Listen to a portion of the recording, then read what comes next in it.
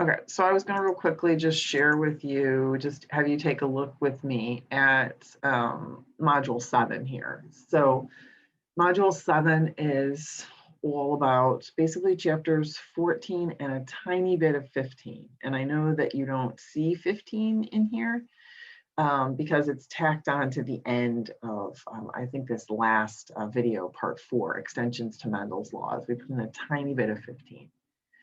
There are genetics practice problems for you to try. The first set are, let's take a look at them real quickly here. The first set are all monohybrid crosses. So if you watch videos 1 and 2 here, part 1, which is the historical part, and look through the PowerPoints, I would recommend, I think the one from summer is better than the one from spring, but that's up to you. You can choose. This part here that says part 2, Mendel to Punnett square. So that's a document for you to look at. And then this one is a little improved, I believe. And then I would get that document and then watch this video, because the video goes through how we take the P's and the characteristics of the P's and put them into the Punnett square so you can actually solve the problems. The part 2 of that, again, they're labeled, the one that's not labeled a date, that's from spring. And then obviously this one's from summer. And then part 3 has to do with the second law of Mendel, independent assortment, and those would be dihybrid crosses. So I'm going to ask you to do, those are in the second set of homework problems, which you can see that I haven't assigned a date for those yet. So I'd like to get us through the first set of homework problems. I'd like to talk about those on Wednesday, the latest. If anybody's already there and want to talk about them today, great. But definitely on Wednesday, we're going to go through those homework problems, the first set. There, like I said, there's a tiny bit of chapter 15 that we're going to add. And then I'll be adding another lab here. I'm not sure which other ones are completed. The demos are completed, but I'm kind of leaning toward chromatography if it's finished. And I think the chromatography lab is actually ready for us to go. We'll probably do chromatography and the ABO blood typing. We only have 1, 2, 3 labs left because we've completed, let's see, 1, 2, 3, 4, 5, 6, there's 7 altogether, and we've completed what, 3 of them, right? So with 4 to go, and the ABO is probably the most challenging, and I'd like to do that sort of after we do Mendel, so you have some idea of how those alleles are assorting and what blood typing means.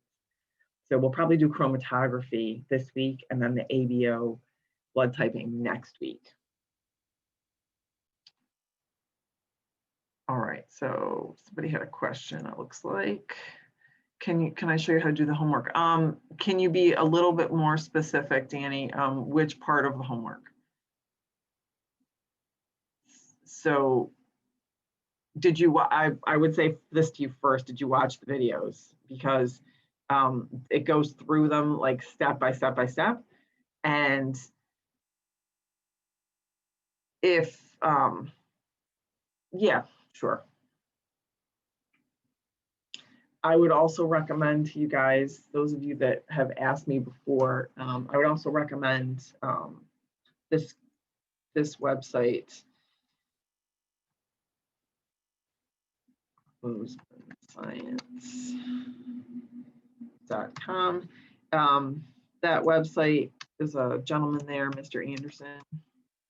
He is obviously in Bozeman, Montana, and he teaches advanced placement bio. And he uses our book, and he uses sort of the correct vocabulary that we need for college level. And he talks really fast. So if you watch his videos, just be prepared to stop them and go back. The next quiz, Leah, will just be on chapter 14 and that little bit of 15. And I'm planning on having it the 10th, so a week from Tuesday, the 10th of November. And like I said, it will just be chapter 14 and a little bit of 15. And it will be also a two-part like we had the last time. It will have a multiple choice section. You can see it on the, if you were looking at the module, you can see that there's a multiple choice sort of objective portion. It's relatively short. And then there is a problem section. And the problem section will be, there's 5 problems and you have to choose 3, I believe, to complete and show your work. And then that's worth 15 points toward that exam. I know they call them quizzes in Canvas. Danny, the videos are all on the module. So they're all in Canvas, right? So that's what I was just talking about here, right? So how to convert a genetics word problem into a Punnett square. So that's a document for you to look at that tells you step by step how to try to solve the problems. And then this video here that says video part 2, Mendel to Punnett square, is a companion to this how to solve a genetics word problem, right? So this is going through what's in the textbook for flower color, I believe, for purple and white. And then you need to try to extend that into doing the problems that are these first set of practice problems here. So you'll notice that I have them due on Wednesday, right? My calendar here. Yeah, those are due on Wednesday. So I'm expecting you to try to get through those between today and then. And the tools that you need are here. But I'll be happy to go through like the first one with you, but I'm not going to go through all 4 of them because then there's no point for you doing the homework, right? And you can see that the quiz is divided into 2 parts again, right? A problem section, which will have genetics problems on it, and then obviously, and then this part here, which will just be the objective part.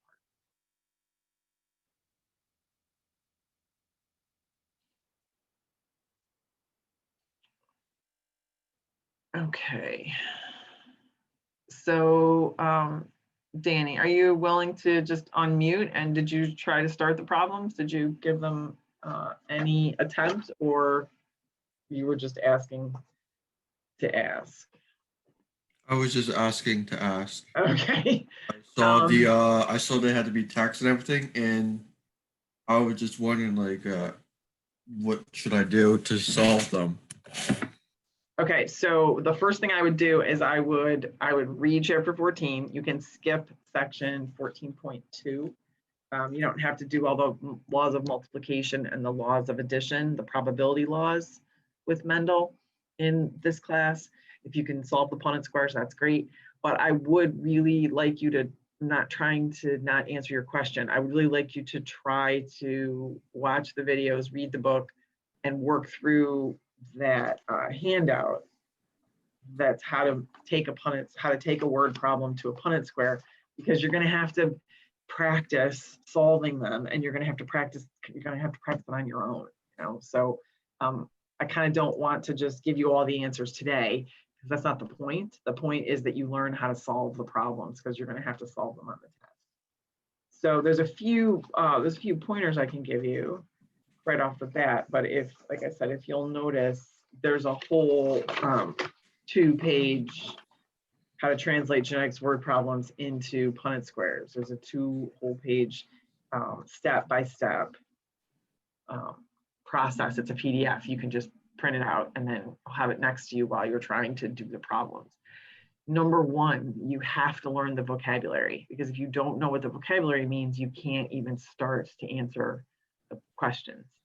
So, or even think about the problems. So last week, when I put up all those words, right? Remember, we did all those words, we listed them out, like, you know, what I'm thinking of right now, text box here, right? Like recessive and dominant alleles.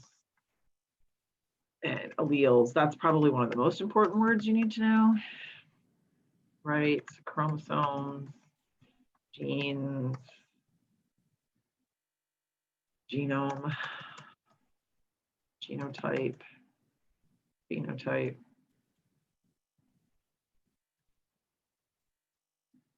One, two, three, four, trait or characteristic.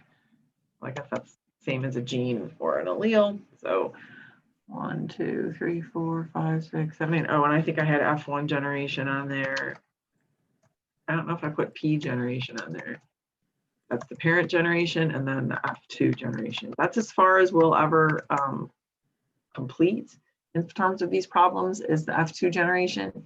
So these words are important too: homozygous and heterozygous.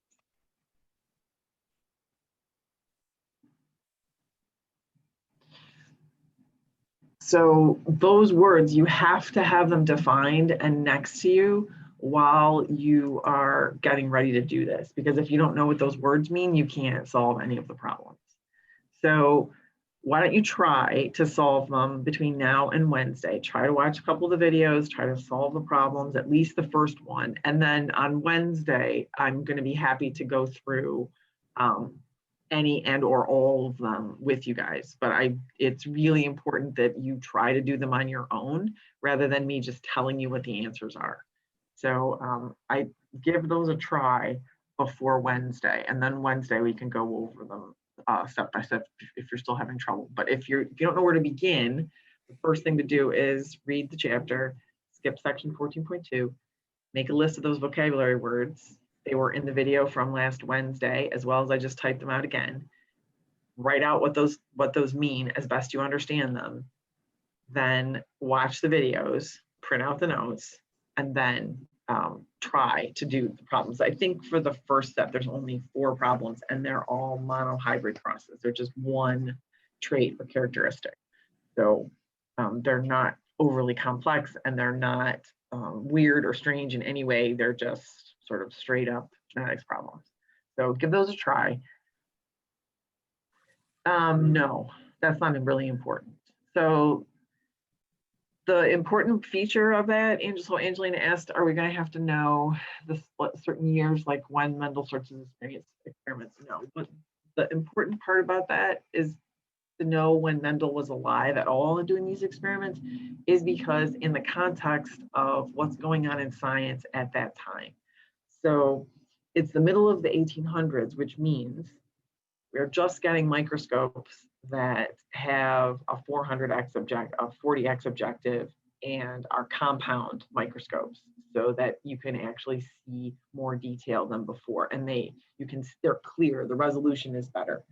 So this is all, it's like the perfect storm all coming together. This is the first time a scientist actually purifies DNA in the 1850s.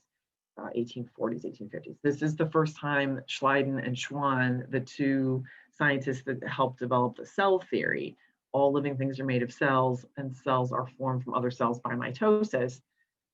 This is the same time that's happening. Mitosis and meiosis are just starting to be able to be seen under the microscope. Also, the context is, this is right around the time that Darwin actually publishes Origin of the Species, and as well read as he was, there's no indication that he had read Mendel's experiments. However, if he had, he would be able to explain part of his idea or his theory about the variation among the offspring.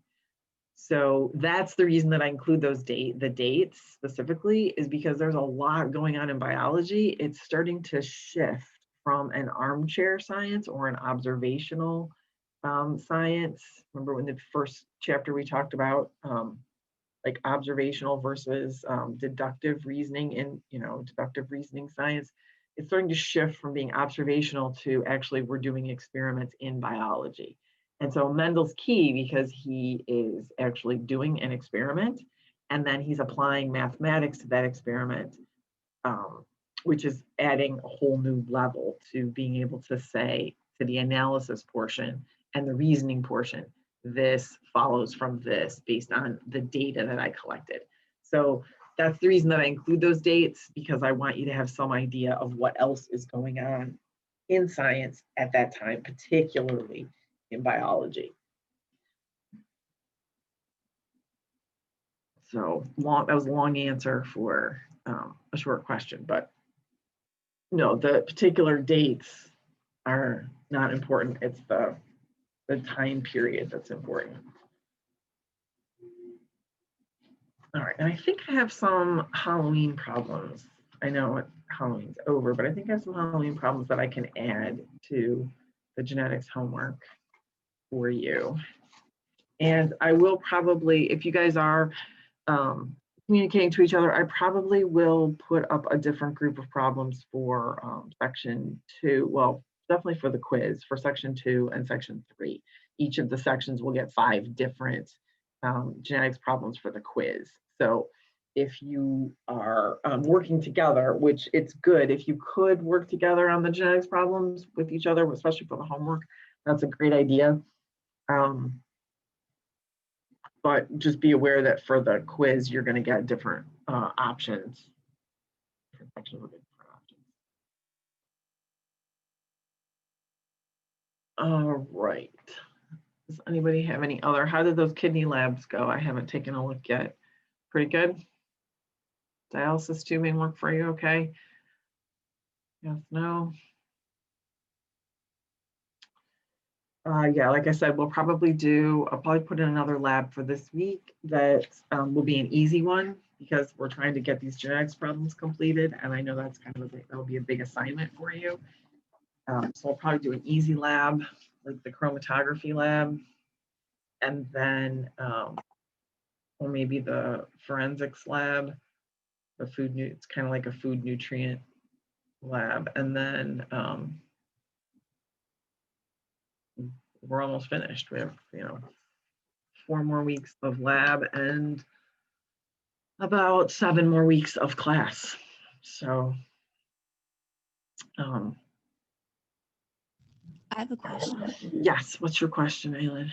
Do we get access to the previous test questions to see what we got wrong? So you guys can't see those? Someone could, I thought. I haven't been able to, and I keep trying to check. Yes. My intention was that today during my office hour, I was going to double check and make sure that everyone has already taken the quiz.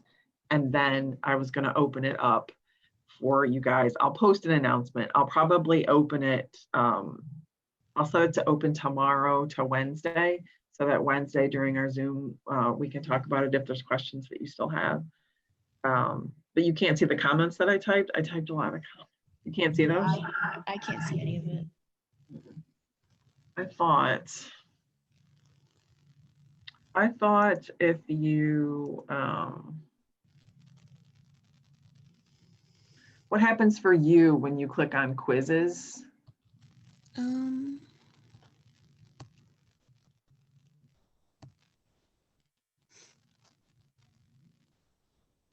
Like, and if you actually click on the quiz itself, does it just say no longer available?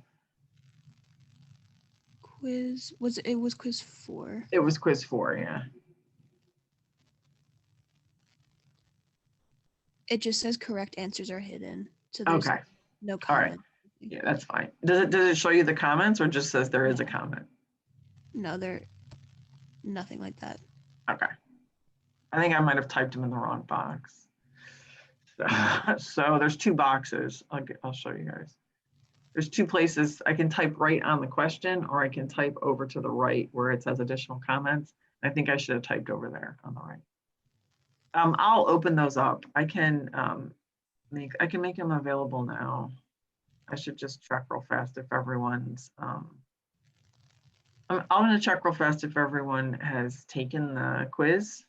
Okay. That normally takes it, and then let me just scroll through there real fast, and then I'll just open it now and leave it open till Wednesday probably, and then you can see your questions and answers.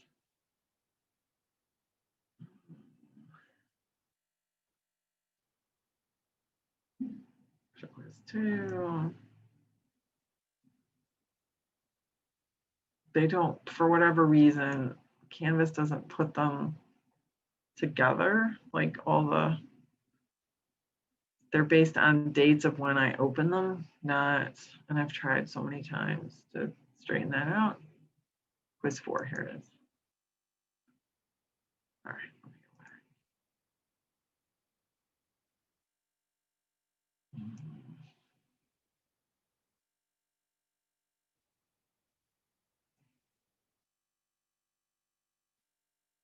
2. I think it's this one out of 40, right? No. This one.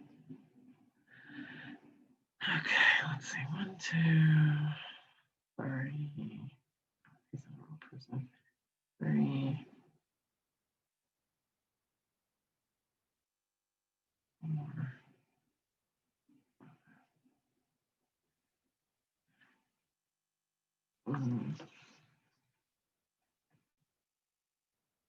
Yeah, I can make those available, and then you guys can you can take a look at your scores. I'm probably only going to keep it open from, like I said, from today until Wednesday morning at like 9. Oh, let students see their answers. That's not where I do that.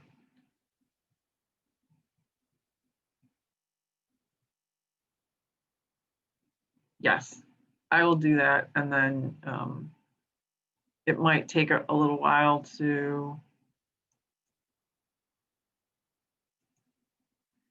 There we go. Show the correct answers at now. What time is it? Let's say 9 o'clock.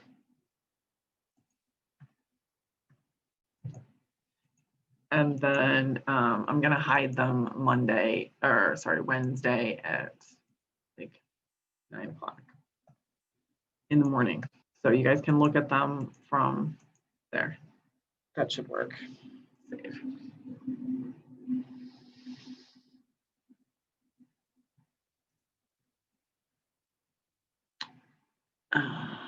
Yeah. Okay, so I made them available between 9 a.m. today and 9 a.m. tomorrow. So, 9 a.m. tomorrow. So you can take a look at them, and then if there's particular ones that I wrote out comments for everyone on their short answer question. So I would say the comment that I wrote the most frequently is more specific details equals more points earned. So those of you that got 6 points, you met a few criteria. The first criteria was that everything that you told me was true and correct. You didn't give me information that was only half true or only half the information. And then the second thing that I was looking for was specific details, particularly about the differences between mitosis and meiosis. There was a diagram in your textbook that specifically highlighted, was a whole page. It's on page 263-ish, and it specifically discusses the comparisons between mitosis and meiosis. And there are 1, 2, 3, 4. There are 4 blocks of pictures and 1, 2, 3, 4, 5 accompanying multi-sentence explanations. So telling me that mitosis has 4 phases and meiosis has 8 or 9, that wasn't enough of a specific detail to earn you very many points at all, maybe a half a point. So I used the short answer as an instructional tool to inform you guys more specific details. You're in a college science class, so you need to tell me things like haploid, diploid. What does haploid actually mean? What does diploid mean? What is a gamete? What is a somatic cell? Why does meiosis go through 2 times? The key, really important things are crossing over and when the sister chromatids are split in prophase 2 in meiosis versus prophase 1 versus just prophase in mitosis. So some of you hit it right on and got all the key points. Others of you just gave me a paragraph that didn't really say anything. So sentences in science, and I know you're trained to write like this in your other courses, but sentences in a science short answer question, things like, there are many similarities and differences between mitosis and meiosis. Don't care, and it's not worth anything, right? That's worth 0. The specifics, the specific details are important, and the fluff, the introductory sentence and the ending sentence are not important at all, at least especially not on an exam, unless it's a larger essay question, maybe worth 10 points. And you can certainly write those things down because I get it, it helps you collect your thoughts or whatever. It feels like it's the start of an answer, but it's not, doesn't have any point value because you're not telling me anything specific. And science is all about the specific details. So I wrote that pretty much on everyone's short answer question. If you didn't score all 6 points, I tried to be very specific in my feedback. So you should be able to take a look at that after 9 o'clock today. So that's that. Other questions that you guys have? Hi, I have another question in regards to like the chapter 4 homework. Chapter 4 homework? Yeah. I mean, Okay. not chapter 4, the Punnett Square homework, sorry. Okay. It's like, no, you've been with me the whole time. Chapter 14. There we go. Yeah, my bad. So like, do you want us to just type up like a Punnett Square in a Word document and like submit it? Or could we just send you like a picture of our drawing of the Punnett Square? Either one would be great, Angelo. Okay. I don't care. So correct. Like, so you could do this, right? So you can just Yeah. write it out and take a picture of it. Or if you want to draw the boxes on Word and all that, go knock yourself out. Just the piece of paper is fine. Okay, thank you. The key thing, though, always is be sure you answer the question next to the boxes, right? So if it specifically asks, like, what are the chances that this couple will have another brown-eyed baby? Be sure you put there's a 1/4 chance or a 75% chance or a 3/4 chance. So just be sure you answer the question. That's the most important part. Okay, thank you again. You're welcome. All right. Does anybody else have anything else? I have a question. Sure. What's up, Leah? For the when we write the info literacy assignment, do you want fluff or no? Should we just like get straight to the point? Less fluff is less typing for you and less reading for me. So in that case, I find that assignment particularly challenging because it's an assignment that's really asking you to do two different things, right? The main point of the assignment is, can you use the database? Can you find the correct kind of articles? Can you try to read them? And can you make a bibliography, right? And then when you translate that into an assignment for you to actually turn in, you'll notice if you look at the rubric, most of the points are based on, did you find the right kind of papers and give me the right kind of citation and cite them correctly so I could find them. The writing portion, excuse me, is less important to me how it's formatted.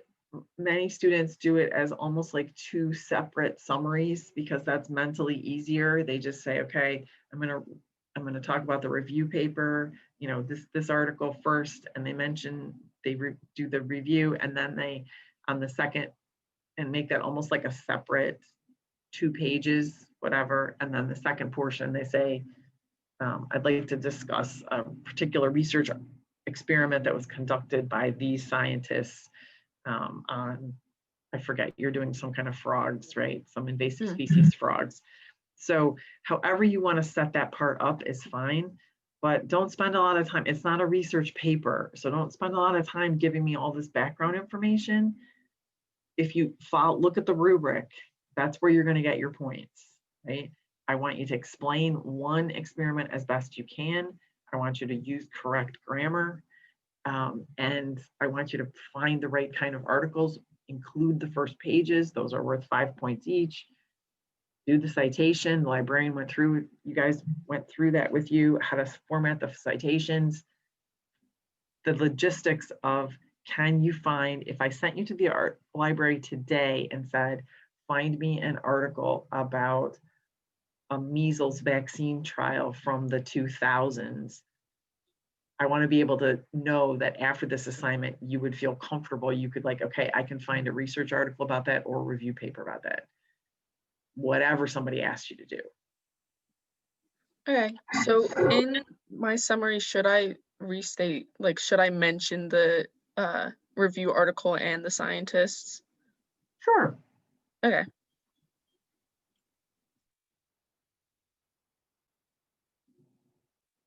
Since BIO111 is a course that is a lab science course and it's a transfer course, there are often students still, even though we have courses for non-science majors, there are lots of different the audience is very varied, like who is taking this class and what they need it for. So I try to leave that portion of it rather open to you. You can, use your skills from your other classes or not in that section, right? I'm not going to be grading you on, is it a 5-paragraph essay? Because that's not what it's supposed to be. Does that make sense? Yes, thank you. Okay.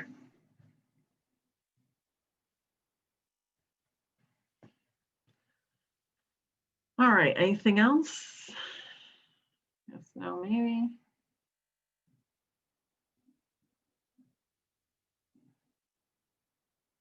All right then, that's all I have for today.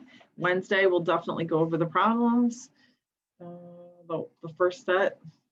So I'll probably be using the board that day, or maybe I'll use the iPad so that I can just draw real quickly. Try to do the problems beforehand, because I will ask you guys questions. And of course, if you can answer, then it shows that you're actually working through those problems. All right then, if nothing else, then I will see you on Wednesday. If anybody has any specific questions that are more personal and they don't want to share them with everyone, then you can hang around, of course, for the office hours, but I'm going to stop my recording now.